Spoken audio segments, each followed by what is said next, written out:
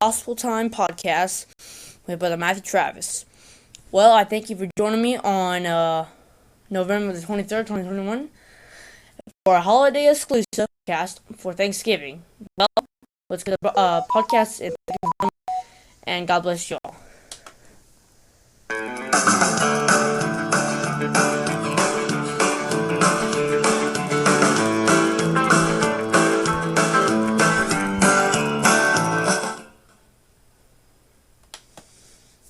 Well, I thank you guys for joining me today. Well, let's get right to the my podcast. I wanted to wish everybody a happy Thanksgiving, and I hope that that everything goes well for you.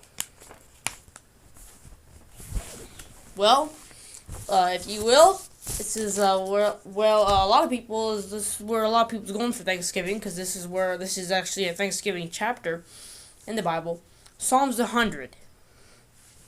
But I really want to focus on one verse, in verse 4, and it says, "Enter into his gates with thanksgiving, enter into his courts with praise.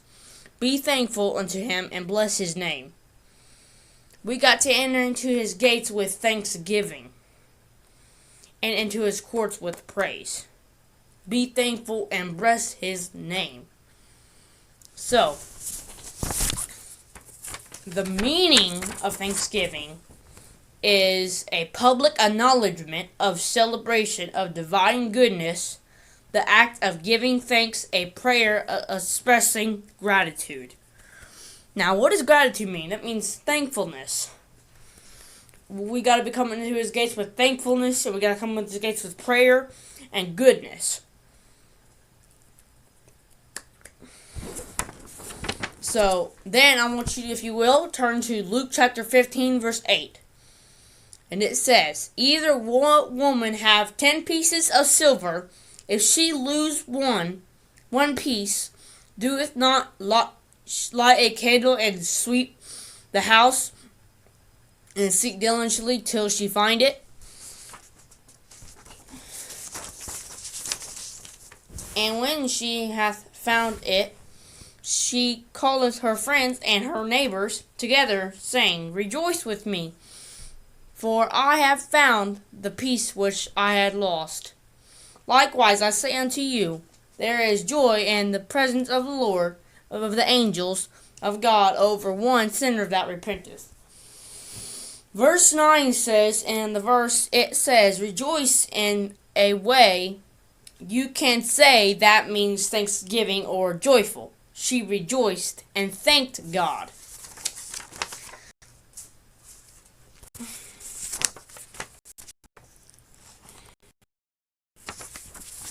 So I tell you things you should be thankful for. You should be thankful for, and then that Jesus died on the cross for your sins.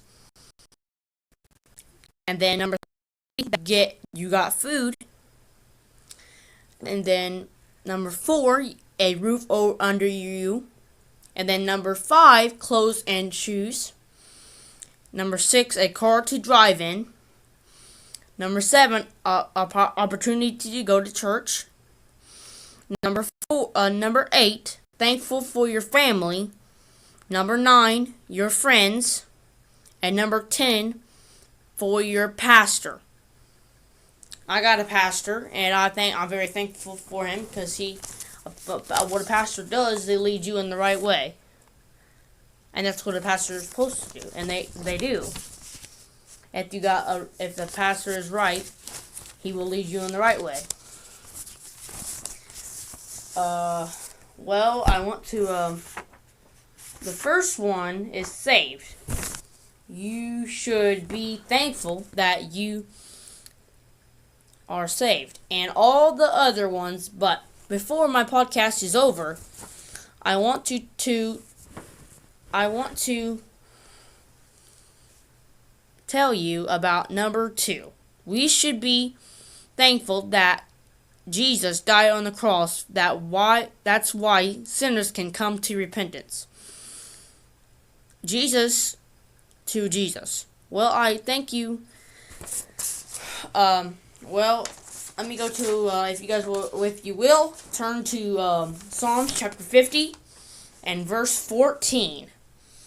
And it says, "Offer unto God thanksgiving, and pay thy vows unto the Most High." And then, if you will, turn to Philippians chapter 4, verse 6. And I will wait for a little bit to let you get there.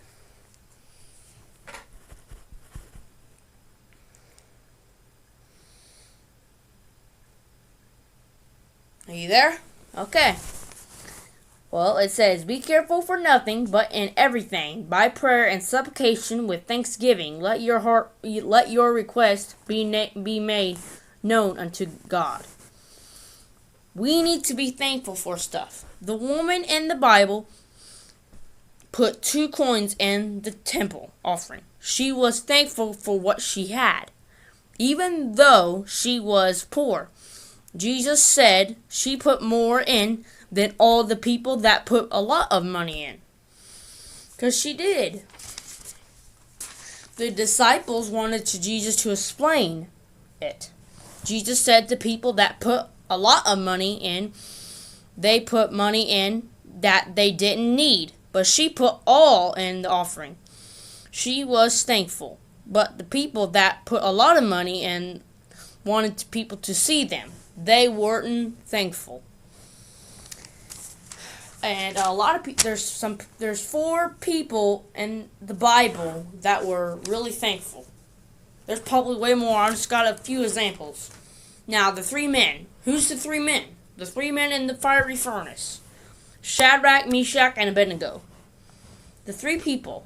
They were thankful because God spared them from the fire. And then we got another prophet, Daniel, that was in a lion's den. And a lot of children know this story about Daniel because he was in a lion's den. And God brought him out safe and sound. He had an angel to come and shut the lion's mouth. And I did a podcast on this before. And it's called A Lion, but No War.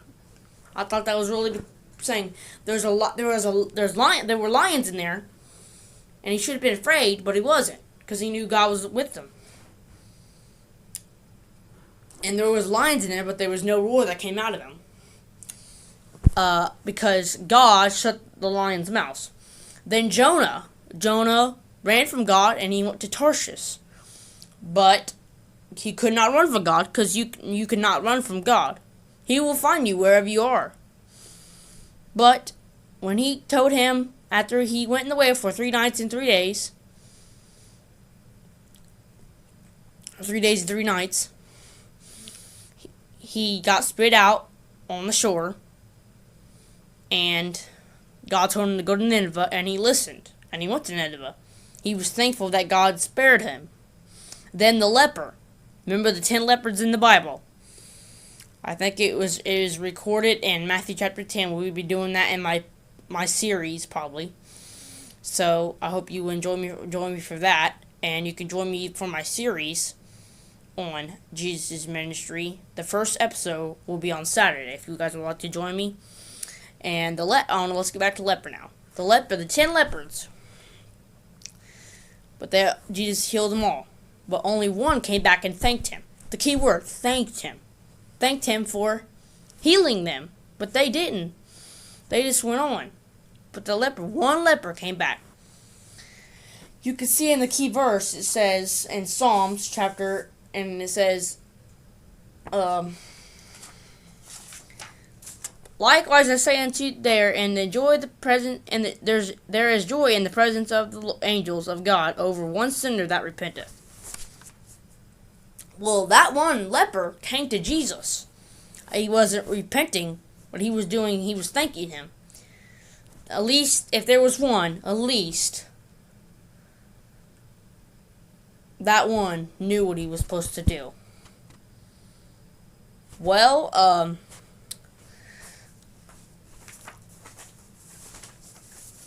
now I want to do something traditional that a lot of people do. It is the first Thanksgiving, about the Pilgrims. It's the first Thanksgiving. Now, I got this from a book, and it's called The Stories of the Pilgrim. It is written by Margaret B. Pumphrey, and revised and edited by Michael J. McHugh. Sorry. And if you guys will, this is I got these. I got two. I got the second. I got the first one and the second book of this. And this is the first Thanksgiving, and I just wanted to do it because a lot of people do it. So I hope you guys will tune in and listen. Well, let's get started. Now, this is the book. I'm reading the book. And I quote, "The summer days were full of the busy pilgrims in the fields. There were only 20 men and a few boys to do all the work. There was corn to hoe, and there was gardens to weed and care for. When time could be spared from this work, there were barns to be built and the fort to finish. The brave men worked from morning till night, preparing for the next long winter. The sun and the rain helped them. The crops grew wonderfully, and soon the hillsides were green with growing corn and wheat and vegetables. When the warm days of early summer came, there were sweet wild strawberries on the sunny hills, and little later group of boys and girls filled their baskets with wild raspberries and juicy blackberries from the bushels on the edge of the forest. Sugar was too scarce to be used for jellos and preserves, but trays of the wild fruits were placed in the sun to dry for winter use. The fresh green of the wheat fields began to turn a golden brown. The harvest was ripening. Before long, the air rag was steady. The beat of as the pilgrims threshed their first crop of golden grain. So the corn was ready to be cut and stacked in the shocks. Then came the early frosts, and the pilgrims hurried to gather the sweet wild grapes from the vines which grew over the bushels and low trees near the brook. The frost had opened the burrs and hard brown coats of nuts.